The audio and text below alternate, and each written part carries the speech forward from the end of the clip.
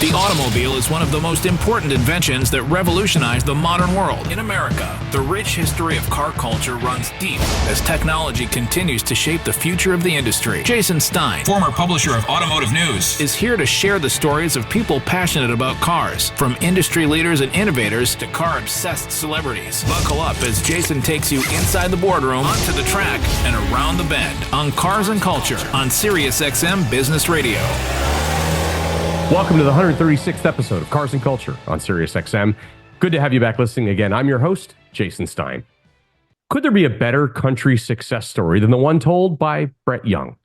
Could there be a better story about America and the dream that it represents? A guitar, a singer's ambition, a boatload of songwriting talent, a trip across the country, and ultimately worldwide success.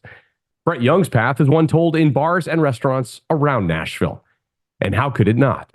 Brett Young wasn't supposed to be a country star with a string of number one hits, a loyal following, global tours, and a meteoric rise up the country music charts. Wasn't he supposed to still be in California, maybe still playing baseball, or perhaps writing songs for other people? Wasn't he supposed to be doing something other than kicking off another sold-out American tour this week, then following that up with a European tour, where legions of fans would sing his country songs? But here he is, kicking out hit after hit after hit. His own songs, now the anthems at summer weddings and stadiums around the world. Yes, that Brett Young, the adult who was once the kid picking up a guitar at a party one night and hearing his childhood friend encouraging him to head from California to Nashville and give songwriting a shot. That is, until the music producers told him that the voice on his own demo tapes were better than the people he was trying to sell to. The ride since then, this last decade, has been meteoric. From his self-titled debut in 2017, Brett Young has captured the hearts of fans everywhere through his honest lyrics and West Coast meets Southern style, aptly dubbed Caliville. With an impressive string of 7 number one hits and multiple hit albums, now his 4th studio album is out, called Across the Sheets, released last August, and he recently wrapped up a tour with Sam Hunt. Today, he starts another one. This one will go from California to Virginia as the headliner.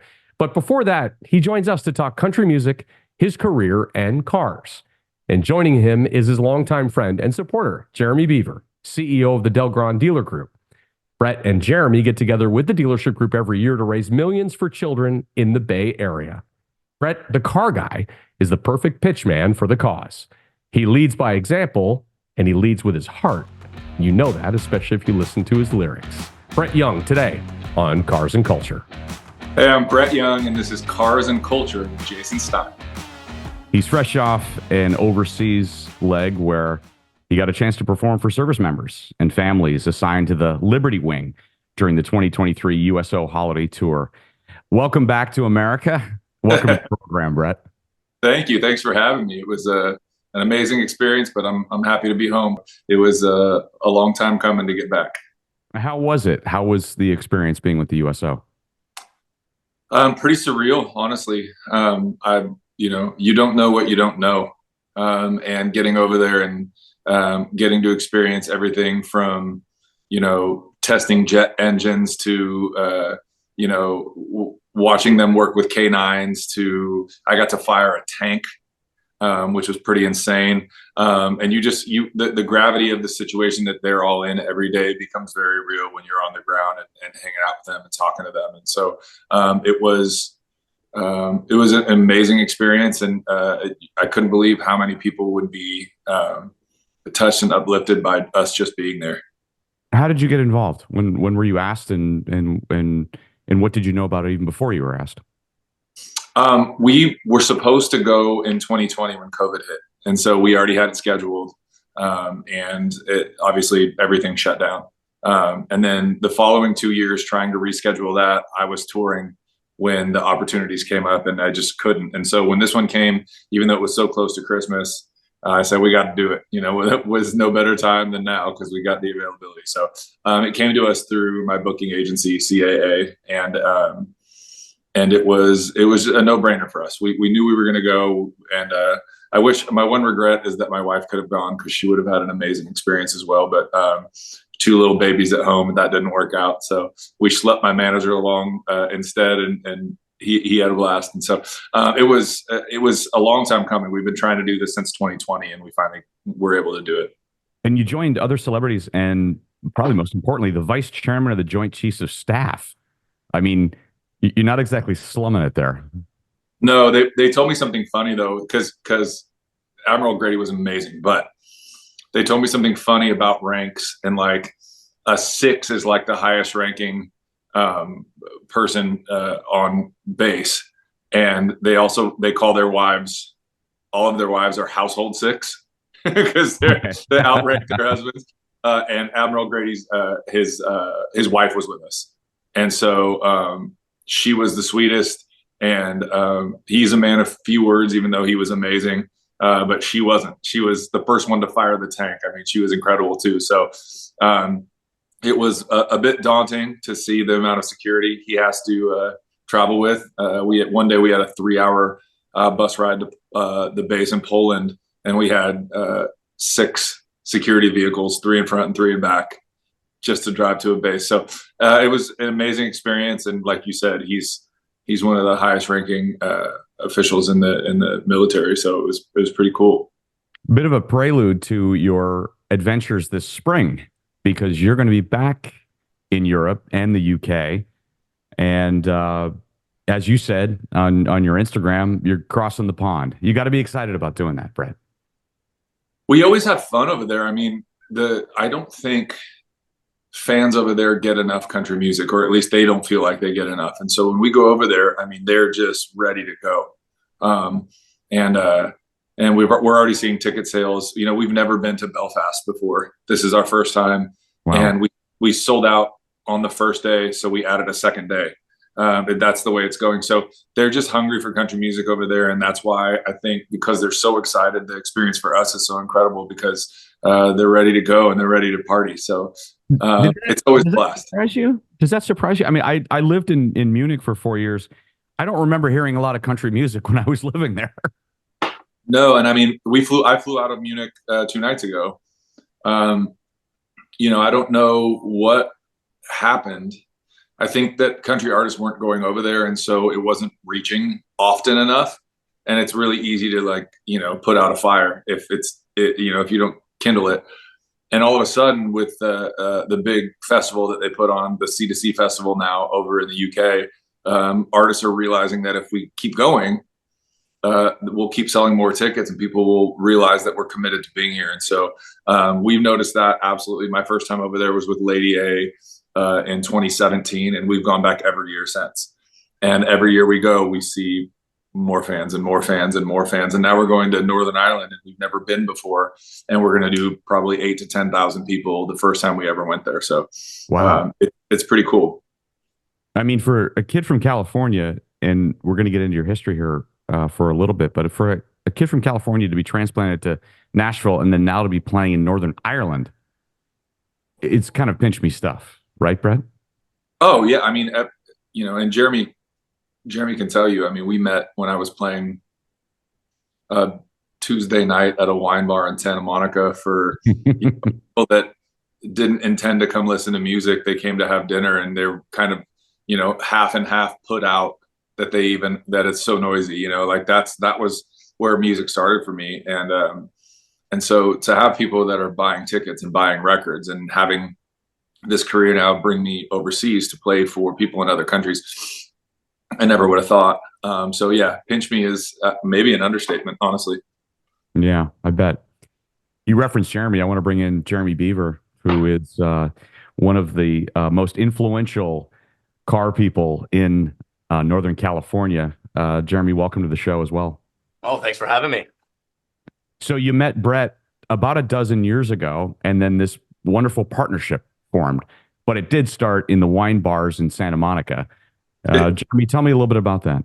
It was. Well, I was actually doing some advising for one of the automotive companies, TrueCar, back in the day, for some of their automotive kind of ventures they were going on. And across the street from headquarters at TrueCar was that wine bar that Brett described. And so I don't know if I was that annoying person that said it's too loud in there, Brett, but I was sitting out there, and I'd go have some dinner, and he would be singing, and it was just, amazing. And in my life, have grown to just love music, and so got to see this really talented guy out there with he had a friend at the time who'd perform with him as well. And so got to see him a couple of times, and I was dating my soon to be wife at the time, and she would come down, and I was like, these guys are out awesome and we should go see them. And the story started there and really has continued over a long period of time. Brett will have more of a funny story about my wedding probably than I do, but it was a really, really unique experience to meet Brett early on in his career. Well, and it led to wonderful things both for the Bay Area, helping children, raising funds. We're going to talk about that.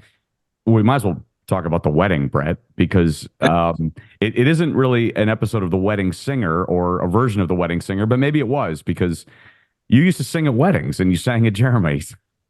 I mean, that was this is not a knock on Jeremy. He's one of my best friends today, but he remembers meeting me at the wine bar. I don't remember meeting him at the wine bar. I remember getting contacted about playing the wedding.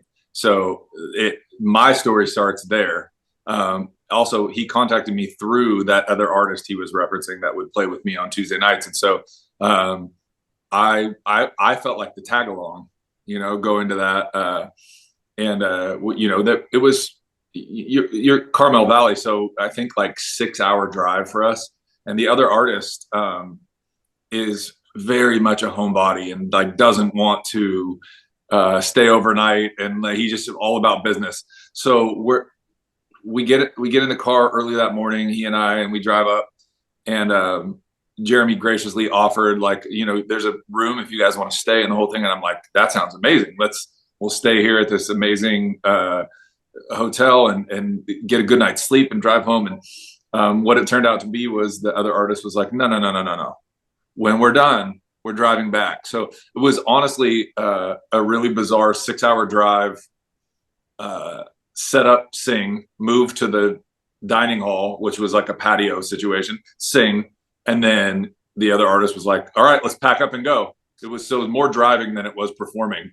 And luckily, a couple years later, Jeremy and I reconnected, and were able to kind of build a friendship and foundation on having done that. But I unfortunately didn't have any hang time other than, no pun intended, the hammock under the tree when the other artist was setting up. I got a little nap, but no real hang time with the bridal party. And we connected later over kind of common interest, and we've been friends ever since. You were going to be a baseball player, Brett, or at least I am a baseball player. You are a baseball player. Well, you turned down, right, a pre-draft selection by the Tampa Bay Devil Rays, now the Rays, and the Minnesota Twins. Is that right? Yeah. So we had a really, really good team my senior year in high school. We were 28-1.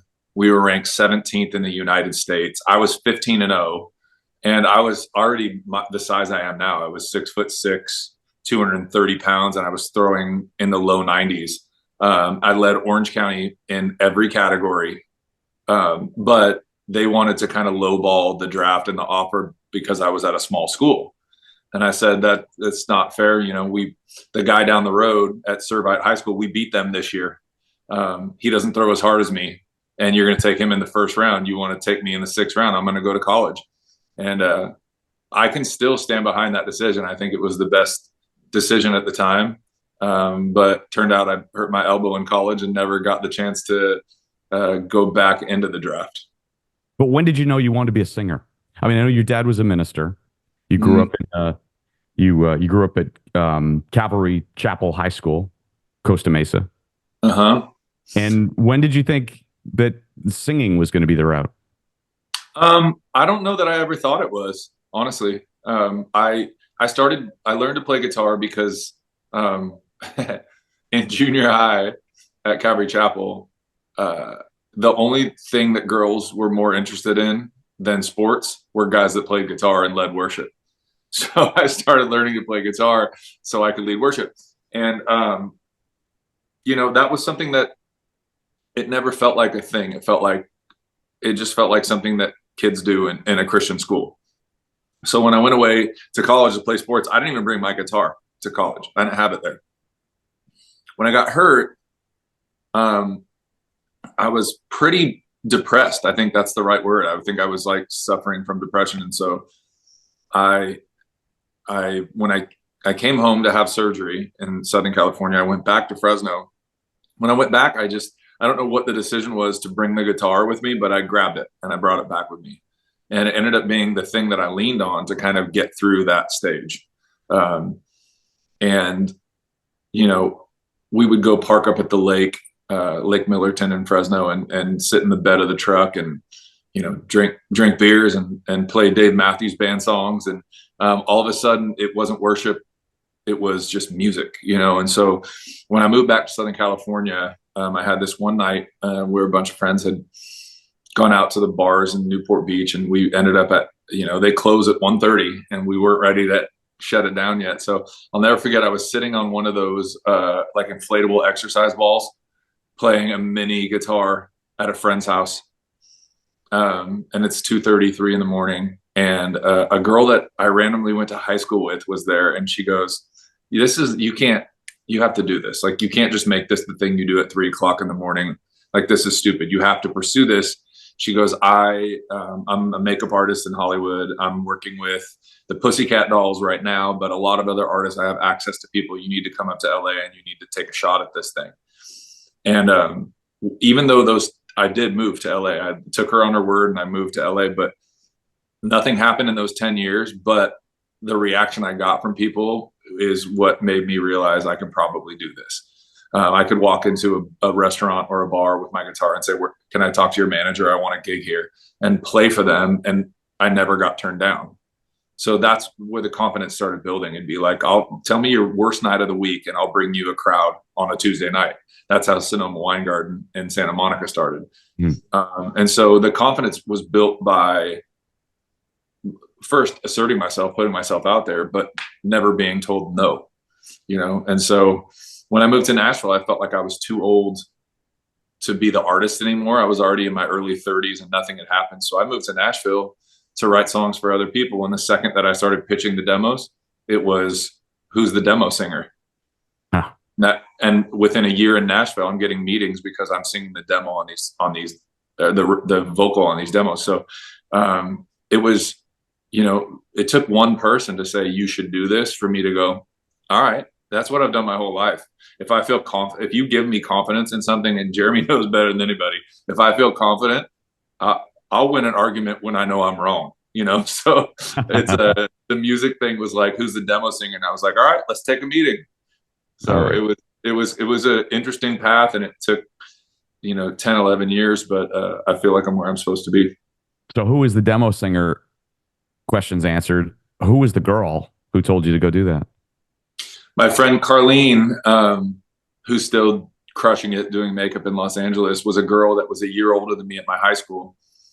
And the apartment complex that when I moved back from Fresno to Newport Beach, she wasn't living there. Another girl from my high school was living there, and we were all at the pool one day, and I saw her walking. I was like, Carlene? She was like, I thought you were in Fresno. And it just sparked this, reunited a friendship basically. And she was so instrumental. I mean, my website, brettyoungmusic.com, she bought as a Christmas gift for me. Like, I have that domain because of her. Wow. So she was a huge champion for me at the very beginning. Probably, like I said, the reason that I had the confidence to go, all right, I can do it. Let's go. Wow. Carlene. Thank you, Carlene. You're sitting in, and I'm going to get to the cars here in a second and ask Jeremy something related to this, but you're sitting in LA and you decide to move to Nashville in your 30s. It had to be not exactly an insignificant decision to make, right, Brett? I mean, you're going to go halfway across the country, and you're not even going to be a singer. You're just going to write music for other people, which so many do. Yeah. God, I mean, I don't really know how to explain how it made so much perfect sense to me, but it just did. I felt like I had beat my head against the wall in LA, and I was the lucky one in LA. Like, when I say I played bars and restaurants, I had 5 residencies a week. I was making a really good living playing 5 nights a week. most of my friends were hustling to sell tickets to play at these little 100-person venues. I was getting paid by the restaurant. So, but it wasn't ideal. Anytime I tried to play one of my own songs, that was like the bathroom break or go get another drink. They wanted to hear covers. They wanted to hear songs that they knew. And so I finally that got old, and so I met an investor who ended up being best man at my wedding. I mean, we got close really fast. One of my gigs in LA was at the Montage in Beverly Hills. It's not the Montage anymore, but he was in town from Atlanta, and he just pulled me aside, and his question was like, what does it take to like take the next step? I said, well, I need to be writing more and do less of playing other people's songs. And he goes, what does that mean? And I said, money. And he said, all right. So I ended up sitting down with him and his wife, and they basically said, stop bartending during the day, keep your gigs at night, write during the day, and we'll fund it. We'll pay for it. And one of the things he really wanted to do, he had a really close friend that was working at a studio, ironically, here in Nashville, that is now where I make my records with Dan Huff, who's my producer. He was working as an engineer at that same studio. It's called Blackbird. And so I'll never forget, I got this crazy invite to go to Charles Barkley's Super Bowl party in Vegas. But I had to fly out that same night. So I go to the Super Bowl party, and then I go sleep on the floor in the Vegas airport, and I fly to Nashville, and I make this record with my investor, who's, like I said, now one of my best friends. And it was that experience with the songwriters and the musicians in Nashville, just that whole culture and community, that made me realize I needed to go there more. And I thought that was going to be what happened. I would just go visit. But every time I visited, I felt like I was starting over with my relationships. And so once I realized that, I went, you know what?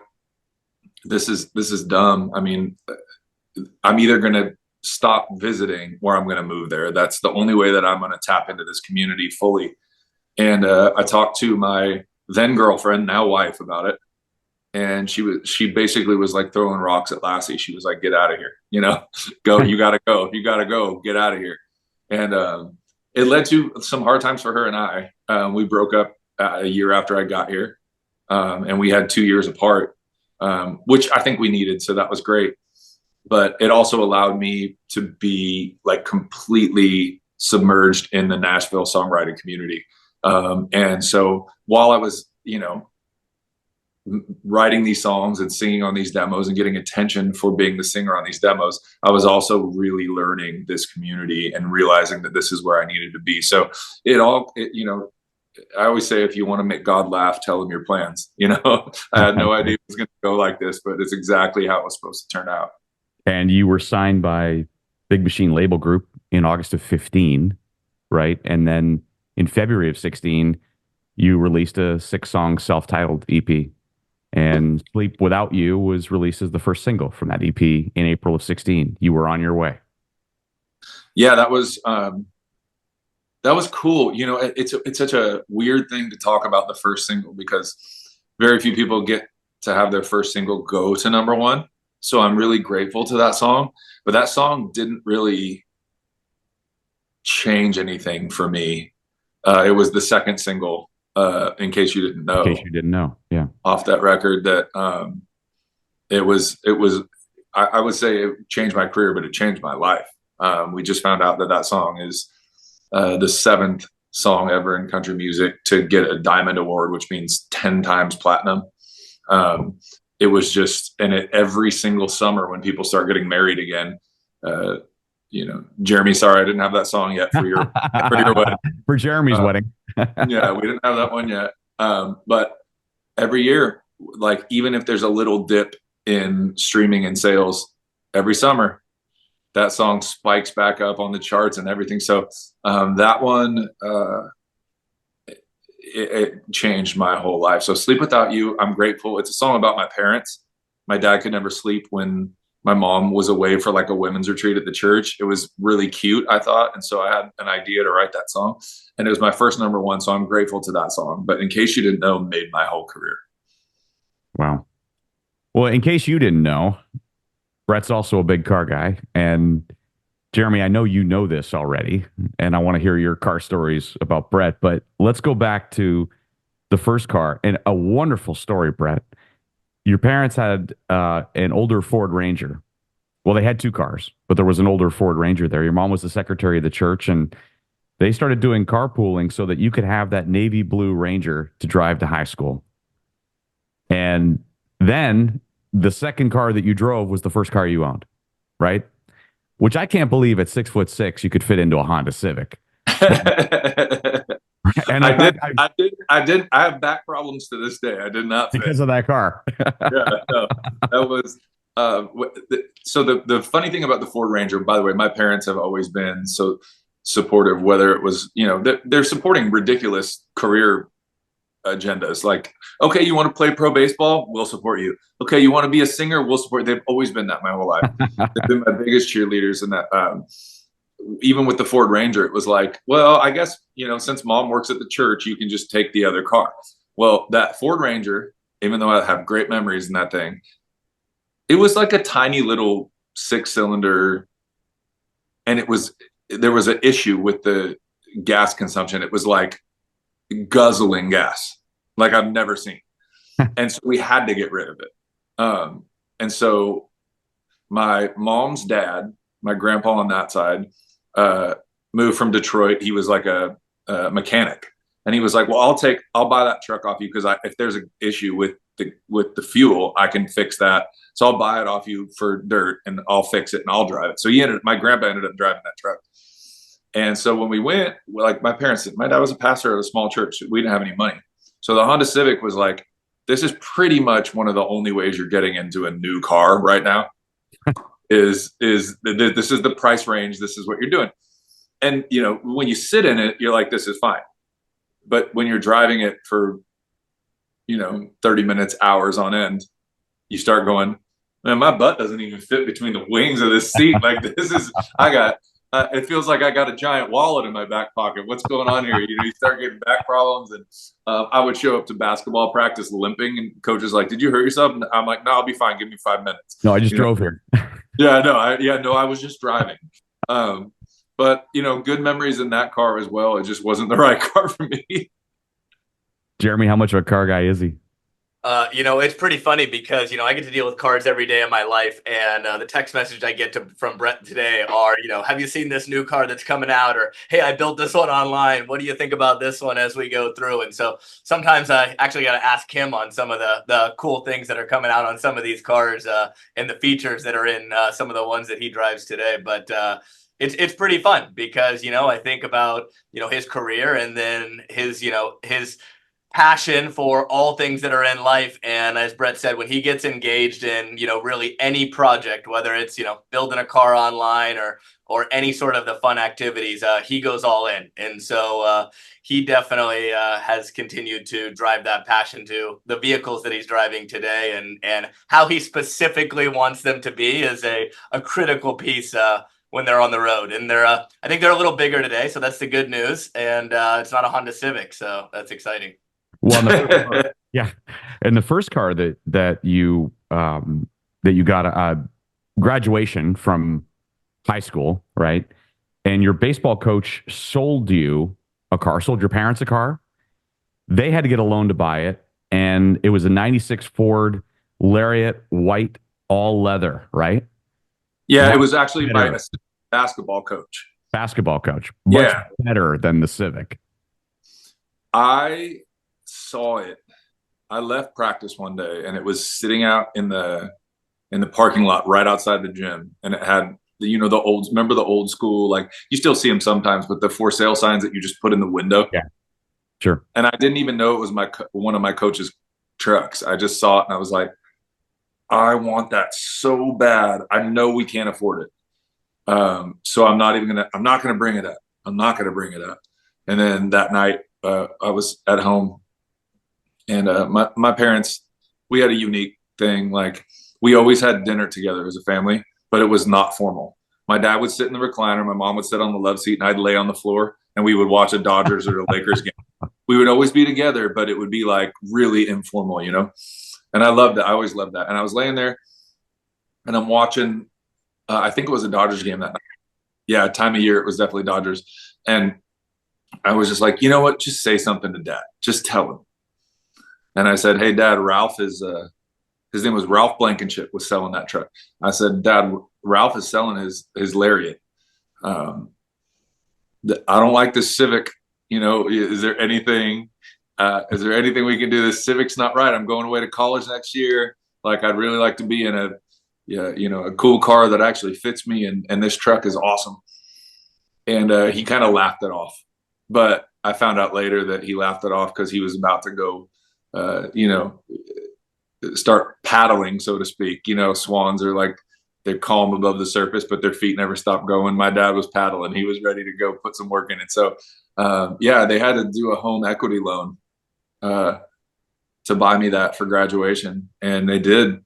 And, man, I don't know if I'm more sentimental about a car than that one. Well, yeah. He did get really mad at me, though. He got really mad. It was white on the outside, but it had this maroon stripe. I don't know if you remember, they used to have like almost like a racing stripe, but really thin across the doors. And I hated it, so I took it off. And it broke my dad's heart. He still talks about it sometimes. He's like, I can't believe you took that off. He'll still bring it up. So I kind of broke his heart with that. But I took it to Fresno State. I'm sorry, I took it to University of Mississippi. I took it to Point Loma in San Diego. I took it to Fresno State. I had that car for a long time. That truck was really special to me. Yeah, wonderful. Well, Jeremy, let's talk a little bit about what Brett does to help you and the dealership group and the Does Good Foundation. How did that start, and what have you accomplished, which I know is a ton over the last few years? Yeah, well, I think it kind of started with an idea, just really hanging out with Brett and being able to figure out, Brett does a lot of stuff throughout the nation for, different charities and different events. And through our friendship, we've got to play a little bit of golf. So that's pretty fun. And we get to spend some time together. And we started playing around with the idea with myself and Sean Doe Grand about being able to make a bigger impact here in the Bay Area for our communities. And so, over the years, we've done a lot, and we've done it through the DGDG Does Good Foundation. And we've made, a lot of different impacts through, child events or, children in need. And we decided it was time to take it to the next level with our footprint here in the Bay Area, which is today 17 dealerships, 1,100 team members. And so, we're really, really dedicated on giving back. And Brett and I were playing around with the idea, well, wouldn't it be so cool if we could, get everyone together and have a golf tournament and have fun, but raise, some money. And I said, hey, Brett, well, what do you think about singing a couple songs? And, it's always a tricky deal because, Brett has become one of my best friends. And, I try not to be on the favor train a lot of, hey, would you mind, doing this for me? And he's got a career and he's got, little ones at home and he's traveling all the time. So adding more travel dates, more singing on his calendar is sometimes tricky. And immediately, without hesitation, he said 100% I'm in. As long as you can just figure out the schedule, I am absolutely there. I would love to be a part. And so we have done that now for the last couple of years. We've raised millions of dollars over the last couple of years. Last year, we just finished raising another $400,000 with not only our automotive partners, but our OEMs and really all local funds that go back to helping communities and helping kids in need here in the Bay Area. And Brett has just become such an integral part because they now have got to know him over the years. And so it has, the friendships and, his ability to go connect with people while, I think they're there for his music, not to hear us talk about, the charity and all the things, but people get the impact of, making a difference in people's lives while being part of this amazing event. And he has really just taken it to another level that we never thought it would be. And so we're just extremely, extremely grateful that he would take his time and help make an impact in our communities. What does it mean to you, Brett? I'm always floored by, you started this whole thing talking about USO. I'm always floored by the impact you can have just by singing. If somehow it feeds people, and you work in an industry where you are taught, almost forced to be self-centered in entertainment. And so I think you waste a lot of time on that because that's not really what it's about. You have to be a little bit to be able to like navigate the landscape. But when you get to a stage where you really understand that the thing that you've been given that is a blessing, that is going to put food on your family's table, it's going to pay for your life, is something that you love, but also it's something that can change other people's lives, it becomes really simple. You know, it's like I could hide this away. This could only be concert ticket sales, and this could only be my, you know, the way that I live and feed my family. It could be all for me. But that goes away immediately when you realize what it can do for other people. And so the event that Jeremy and DGDG put on, it raises so much money. And if me being there to sing, I mean, honestly, this last year, I know everybody so well now. I think I talked to the people having dinner more than I sang from the microphone, because I've gotten to know everybody, you know. Now it's like, I don't ask when we golf. I don't ask, hey, Jay, who you put me with? It doesn't matter. I'm going to know them all, you know. Oh, from Atlanta. Oh, from Vegas. I know everybody. So it's become this like family of people that are willing to give their time and their money for something bigger than us. And if me playing a few songs is going to spearhead that or in any way move that forward, I'll beat Jeremy at golf any day if it means I just have to sing a few songs. You know what I mean? Well, and there's another well-known Nashville guy who joins in this too, right, Jeremy? Well, we had last year, actually, we had Gavin DeGraw join for us, and that was another favor from Brett, and he got to come out, and they had just a wonderful time that's been able to do that.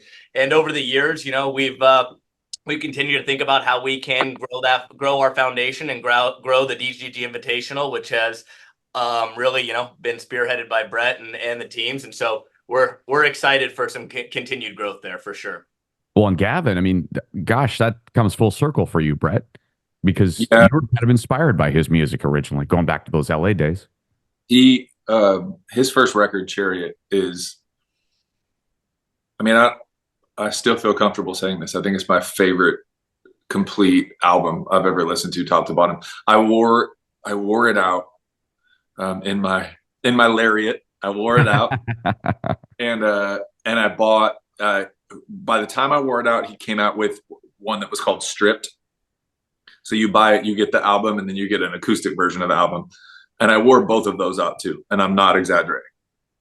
That's all that. If you sat in my truck and ejected one of those CDs, you were getting out of my truck. Like this is what we're listening to. And the full circle was, for me, was just getting to make friends with him. And anybody that knows his personality, and Jeremy's gotten to see it a little bit, you know, that night that he came to the Invitational, he was the last one to leave dinner. He will stand there until the last person that might have wanted to say hello or take a picture is gone, every single night. Wow. He will be the last one in the room to make sure nobody misses out if they wanted interaction. And that's how I met Gavin, was after his show at the Greek Theater. He was playing a co-headlining thing with Avril Lavigne years ago. And I walked right up to him, and we just have been friends ever since. I mean, it would just happen like that. And so, yeah, to be able to do this, Jeremy was like, I think we can build up this event and have something on the first night too. You think Gavin would do it? And he happens to now be on the same management team that I'm on. So I was like, it's an even easier deal now. Let's get it done. And he showed up. And if you talk about, like I said, I talked more than I sang. I'm pretty sure Gavin just only talked. He may be saying 2 songs. He is the most personable, social person you'll ever meet in your whole life. And he was happy to be doing it charitably. Like, he was happy that it was for a good cause, which made him want to talk more. And yeah, I mean, he's my favorite live singer. I think that first record, Chariot, is my favorite record I've ever heard from anybody. And it's really cool to be now doing events with him, and it was awesome to be able to have him involved with the DGDG Does Good. Amazing. A couple of other car things. You've been hooked up with Nissan now for the last number of years, including the Rogue Gone Rogue campaign. How did that start? And by the way, we've had Allison Witherspoon on this program, the CMO, who you probably know, and then this was all worked through. But tell me a little bit about that. That came through, of all things, that came through my record label. We have, obviously, every one of our outlets have kind of a sponsorship department, if you will. And my label came to me and they said, Nissan is doing this deal. And I said, I don't think it's going to work. I'm going to be in California, and they said, well, they have Nissans in California. And so this one day, we planned it. We didn't have our second baby yet. We just had Presley, my oldest daughter. And my schedule was obviously packed. My parents still lived out there. So like we were there to stay with them. And I said, you know what, this is an awesome promotion. Let's get it done. I'll be at my friend's house in Corona Del Mar, from, A to B, and here's your window. And they're like, we can have a car delivered there. So my poor buddy, they're like, just film it on an iPhone. My poor buddy, who's like, hasn't seen me in 2 years, who I'm there to hang out with. He's got 2 kids. His wife's in the house. I'm like, you mind just filming some stuff real quick? so they brought that gray Rogue to his house in Corona Del Mar.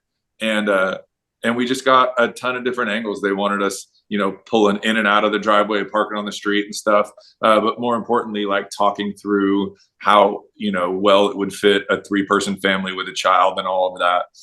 And it was a great partnership, and they made it so, I felt bad. I felt like I should turn it down because I wasn't going to be at my home and have like adequate amount of time and all that. And they were like, no, we want you.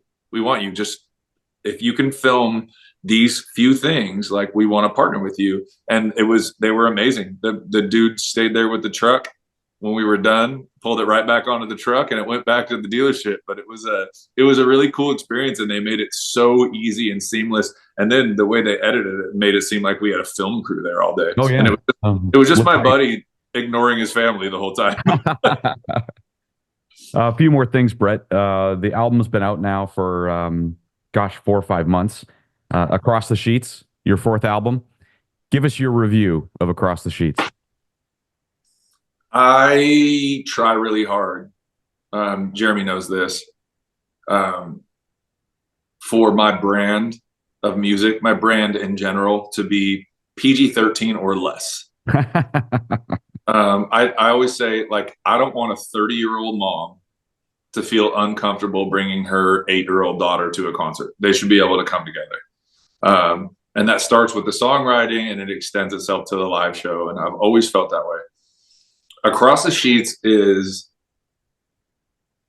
my attempt at like a little bit of sexy without being sexy. Like, let's not make anybody uncomfortable. Let's stick with our brand. But there are things that you want to say, I started just thinking about, in my relationship, my first date with my wife was 15 years ago. And you start doing things that, it doesn't have to be ridiculous, but to keep the romance alive, there are things that you do, right? And I started trying to sneak that into songs without saying it, without being blatant, without being obvious. And the reason the album is called Across the Sheets is because I didn't realize I accidentally used that line in 2 of the songs on the record. And when I realized that, I said, you know what? There's really nothing sexy about this record. It still sounds just like a Brett Young record. But for whatever reason, I used that line twice. So let's sneak that in as the album title and let it be like the kind of sneaky, sexy thing that we've never done before. And the response that we've gotten to the record has been incredible. And we've gotten to add most of the songs to the live show, and it's been getting a great response. But just for me, it was like, I've never really towed the line, and we kind of towed the line with this one a little bit. What do you want to do next? Retire. Go to work at DGDG and sell some cars. Maybe you can pinstripe some cars. You could start with a Lariat.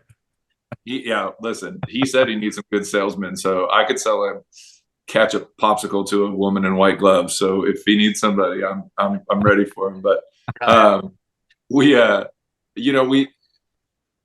COVID kind of, lack of a better term, kind of ruined everything for a minute.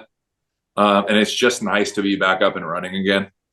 So I'm probably sitting on between 300 and 400 songs that I've not released yet.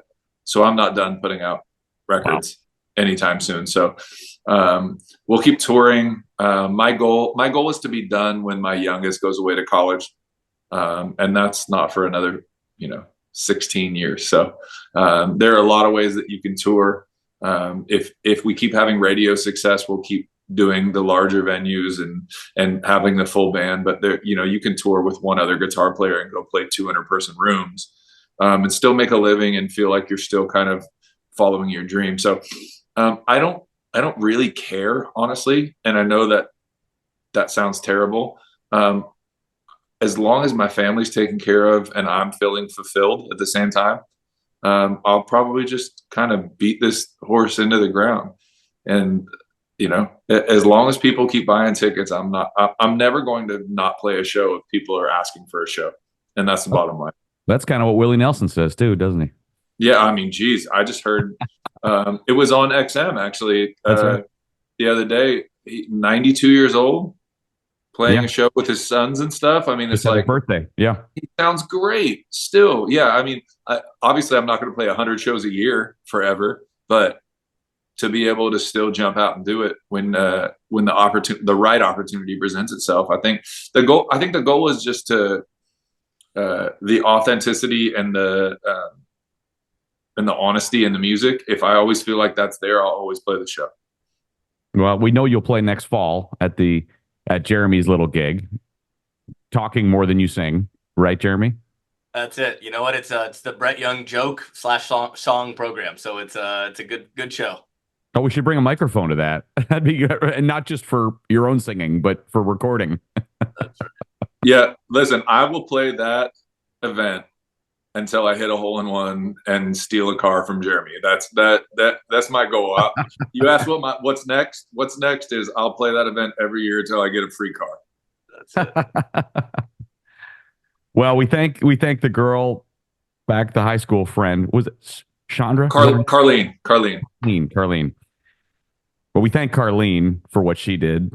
We're kind of thankful for your elbow in a way, and we're definitely thankful for having you on this program. Jeremy Beaver, thank you for making that happen. And Brett Young, we wish you the best of luck with your Sort of Sexy Across the Sheets album, your Hawaii dates that you have coming up as well, which will be in February. Who doesn't want to go to Hawaii in February, by the way, to see Brett Young? Jeremy will be there. Jeremy will be there. And of course, overseas, playing in the UK and in Northern Ireland coming up this spring. Thank you, Brett. Thank you so much for having me. I appreciate it. Thank you. Thanks again to my guests today, country star Brett Young and dealership CEO Jeremy Beaver. To see my interview with Brett and Jeremy, go to the Cars and Culture YouTube channel. Like and subscribe to see more than 130 interviews and more than 1,000 videos. I'm Jason Stein, your host of Cars and Culture. We'll see you down the road.